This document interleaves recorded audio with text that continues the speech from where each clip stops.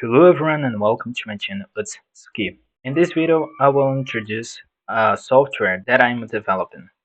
Teachers and tutors, usually one of the first things they teach us is about forms and how we, instead of just jumping to drawing the subject, breaking it into more simple forms. So for example, when you're thinking about the human body, for example, the torso, they would either split into two boxes or one box and a half capsule and so on. And one of the most common mistakes beginners and sometimes intermediates as well make is the flatness of their drawing when they, instead of handle the subject as a 3D form, it is displayed as a 2D shape. In order to solve this type of thing, I am programming this tool to break down the more complex shapes into the more simple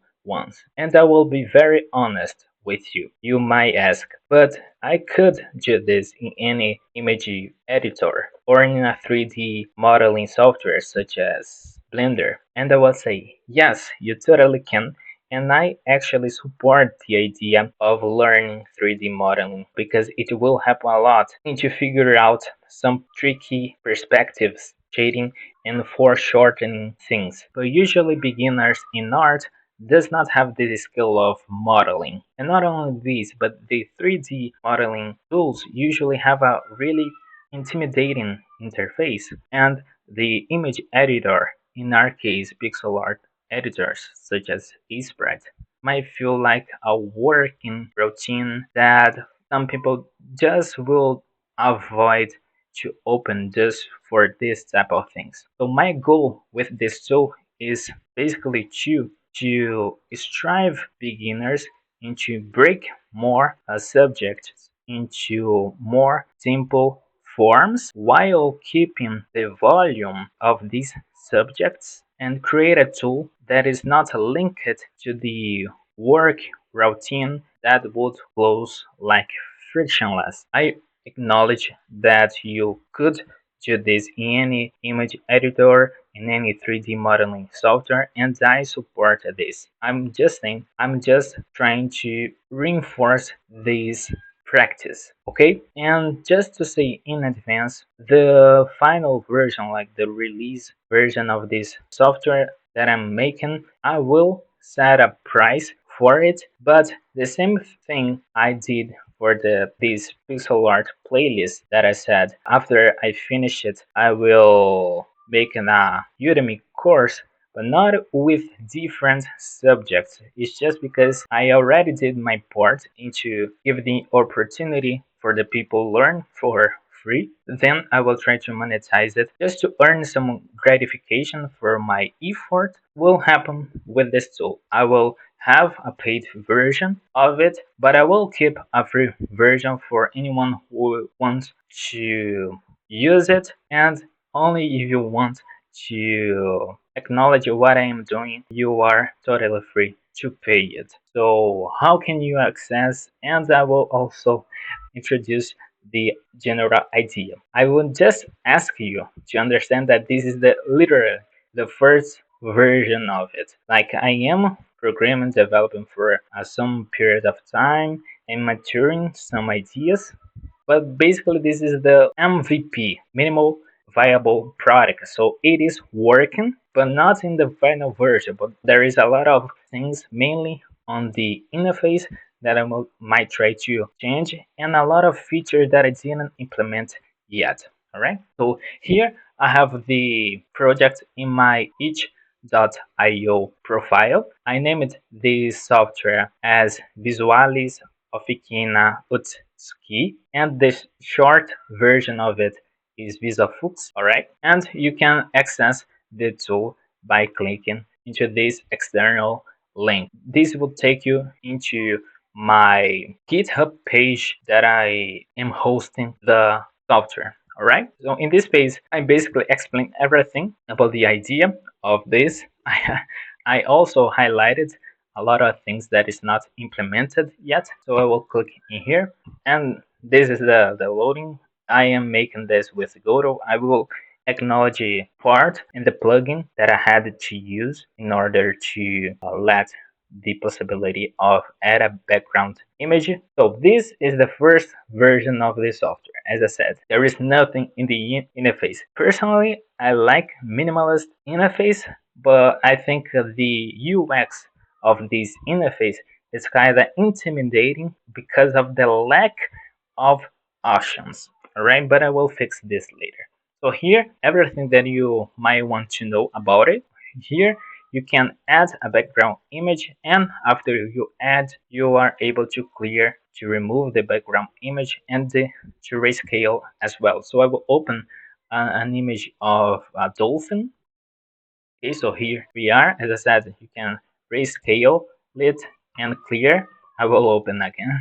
Okay, I just found a bug that wasn't let me update the background image.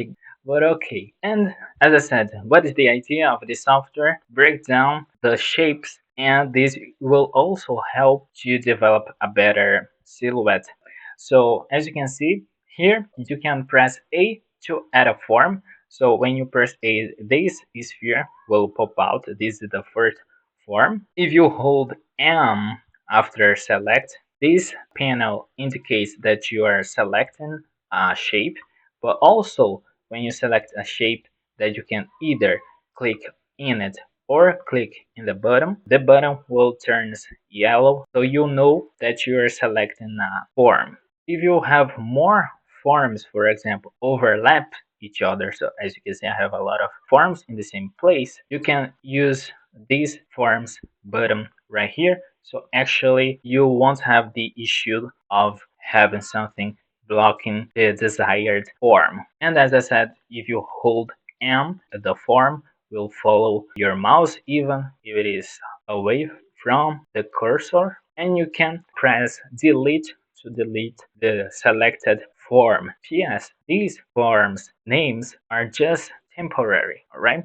So for example, if I add a new one, the next will be form, so it won't reset, and actually this prevents overwriting or conflicting data. Here, as I said, is the context panel. Here you have a lot of information about this form that most part of them is not working yet because it is a feature to be implemented. But here you have the context panel, and you have 4 buttons in here that you can actually access them with hotkeys, right? If you press here in shape or actually press Q, you will open the form or the shape context panel. Here you have the layer that is basically the sorting part. So if you want to have a form in front of another, you are able to use this to sort the Z index. You have the geometry that I am planning to add more forms and more shapes. But basically, you have a lot of shapes in here. Most part of them are 3D forms, alright? But in the end of it, I added this organic form, and I will add more in the future. But after this, you have some 2D shapes, alright? And the color. So you can switch if you want to have a better readability between these. So the rest of it actually is something that I'm trying to implement, but the idea of this tool is not to be a 3D modeling software and also not a pixel art modeling tool. The first idea serve as reference and kind of playfully way to study the forms and shapes and the silhouettes as well. But who knows, in the future make a pixel art modeling tool. It would be cool. By pressing Q, it will be hidden again. And with W, I have the material. That's for now, I just have the cluster type and cluster region and only 4 spheres. So for example, for now, I just have this one and the regions, right? And I think these have future, but mainly because of the how I separated the materials idea for the future, I think these have potential. But for now, I just made for one type of cluster and for only the sphere form, alright, because it has to follow the shape, and since everything here is handmade, so there is no 3D part, there is no procedural or automated part everything is handmade. I need time to make everything. But I'm really excited with this material part merging with the form. I think it will be a very cool thing. And we have the E and the R. That is basically the width, the height. And as I said, the same reason, since everything here is handmade, I didn't have the length, what actually it would be the depth of it made yet, and the rotation I only have in the z-axis. Alright? Okay, with that said, let's try to make it useful. So I will try to break down the shape of this dolphin, and then I will open the Aseprite and try to make this useful. Alright? So add a form here. I will use probably cylinder for the body. So there is more quality of life things that I want to make. For example, make these properties of rotation and scale being accessible as well with ease directly, so I don't have to open this context menu, for example. So I think I would break down this as a fusion of this cylinder, this hemisphere, another small one, another cylinder over here, and I would add 3 more shapes for each fin.